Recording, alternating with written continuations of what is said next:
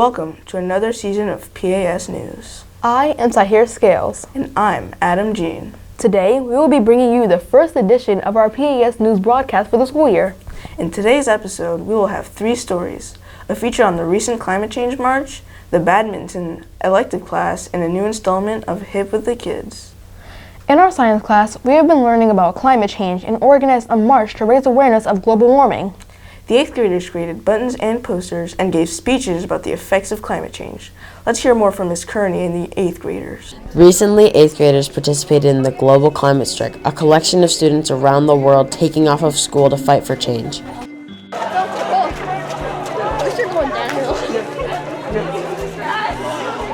In particular, a change apparent from the mid to late 20th century onwards, and attributed largely to the increased levels of atmospheric carbon dioxide produced by the use of fossil fuels. Or as you might know it, the planet getting really hot and humans eventually going extinct. Basically, climate change is when fossil fuels are burned, emitting dangerous greenhouse gases and carbon dioxide into the atmosphere. These greenhouse gases get trapped and absorb sunlight and solar radiation that has bounced off of the Earth's surface. This means heat from the sun can only go into the Earth's atmosphere, not out. This is called the greenhouse effect. Keep the temperature down! Keep carbon underground! We can't get another Earth. We can't just get a new atmosphere. We have one Earth, and it's time to take action. We have 11 years. That's 11 before what we are doing to the planet becomes irreversible. And that may seem like a lot of time, but that number is only going to get smaller. So believe me when I tell you that 11 years is not a lot of time. Many people think of themselves when they ask, is it worth giving up all of the resources and ways of life that they hold so dear? But think of your children. Think of your grandchildren and your great-grandchildren. It's not okay. It is simply not fair to put them through a life of misery. No more coal! No more oil! No more coal!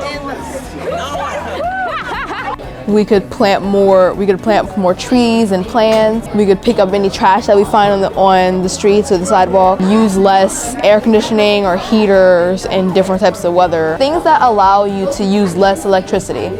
Take the amount of energy that we use in the classroom daily and reduce it by as much as possible while still making it as functional as possible. So we're taking the problems, finding solutions, and trying to reduce the carbon footprint. There's a theory called the Great Filter Theory. The theory is an attempt to explain why we have found no sign of intelligent life in the vast amount of space that we have observed. The theory states that there is a place and time for every intelligent species where their entire existence is threatened. Only when the species pushes past the Great Filter can it be truly successful. Some believe that the barrier is behind us.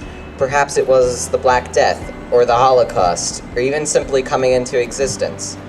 Some believe that the filter's ahead of us, perhaps a nuclear war or another great plague. But I believe that we have just reached it, and the Great Filter is simply us killing ourselves by destroying the planet that we live on. Because like Greta Thunberg says, we need to act as if our house is on fire, because it is. Wow, that was really impressive. The 8th graders did a great job with the march. I agree. Next up is a feature about Mr. Armstrong's badminton elective. So how are you liking badminton so far? Oh, it's nice so far. Yeah? Yeah. What do you like about it? I mean, it's fun and energetic. Yeah? Yeah. What do you like about it the most, I guess? Well, the competition in it, you know. What's the most important thing for you about badminton? Or the swinging, because I can't really swing. Do you have any goals for it? I don't know, just improve my swinging. And in your opinion, who do you think here is the best? I don't know. That's a tough question. How do you like badminton? I like it. It's pretty good. Like at the end of the whole thing, you get to play 1v1 and then the winner can get a Skittle. What's the most important thing about badminton? I don't know. In your opinion, who is the best? Colin.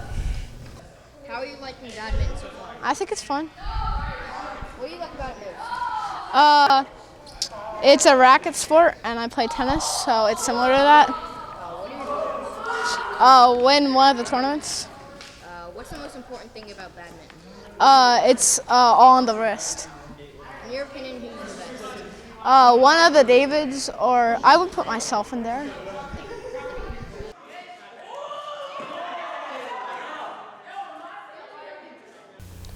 Those kids looked like they were having a lot of fun.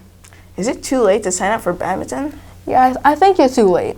But I think you'll like our final segment today, a special climate change edition of our award-winning feature called Hip with the Kids.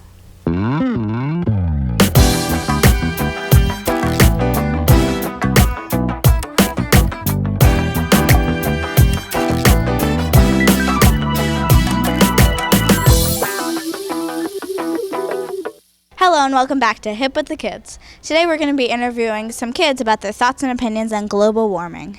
Do you know what climate change is? Yeah, it's like something where like animals are like dying because like people are polluting the air and they drive cars a lot. My mom works at Temple, so I know what it is. When you don't like close off the light when you're going to one room to another. And people use cars too much. How does climate change make you feel? It makes me feel really sad and angry.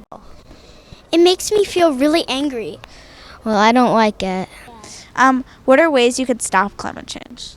Ride a bike to school. Go on the bus because that doesn't do any pollution, I don't think.